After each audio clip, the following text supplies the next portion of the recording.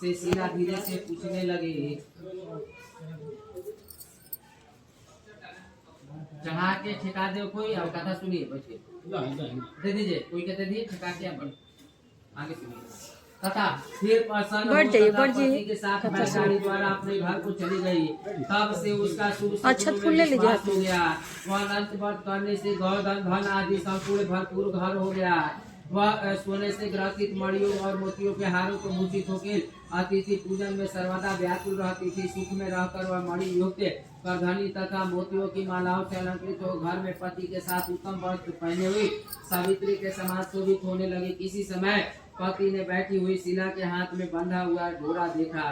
शीला से बोला कि ये शीले, डोरा तूने क्यों बांधा है? मुझे बस में करने के लिए बांधा है, इसका कारण कहो। ऐसा सुनकर शीला बोली कि जिसके प्रसाद से संपूर्ण धन धान तथा संपदा मनुष्य को मिलती है वही है अनंत हमने धारण किया है। भगवान श्री कृष्ण ने कहा कि लक्ष्मी के मध्य से तथा अंधा होकर शीला के ब्राह्मण पति ने शीले के वचन सुनकर उसकी बाह में डोरा को जल्दी से तोड़ दिया और कहा कि अनंत कौन है? ऐसा कहते हुए पाप कर्म करते हुए मूर्ख ने डोरा लेकर अग्नि की ज्वाला में डाल दिया।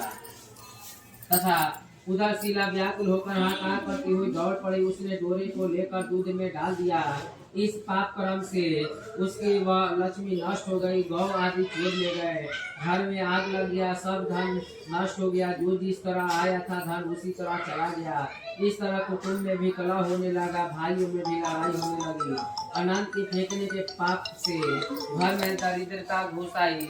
भगवान श्री कृष्ण ने कहा कि हे युधिष्ठिर, उसके साथ संसार में कोई उससे बातचीत नहीं करता था। वह शरीर से अति संतुष्ट हो गया था और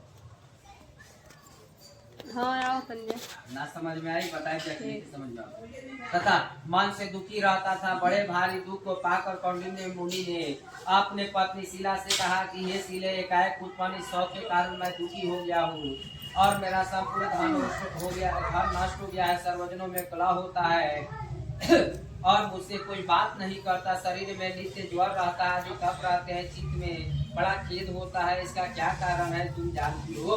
क्या उपाय है इसका?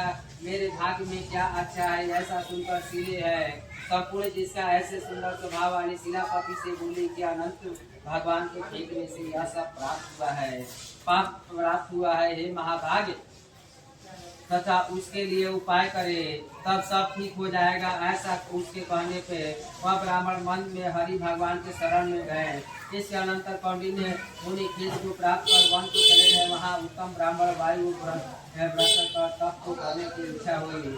उस परमेश्वर का ध्यान करते हुए स्मृति लीला देती परमेश्वर का ध्यान करते हुए स्मृति लीला देती जिसके प्रसाद से मुझे धन आदि मिला, जिसका अपमान करने से मुझे निधन हो गया, कष्ट को प्राप्त हुआ, मुझको अतिशय सुख दुख को देने वाला धन आदि हुआ। ऐसा चिंतन करते हुए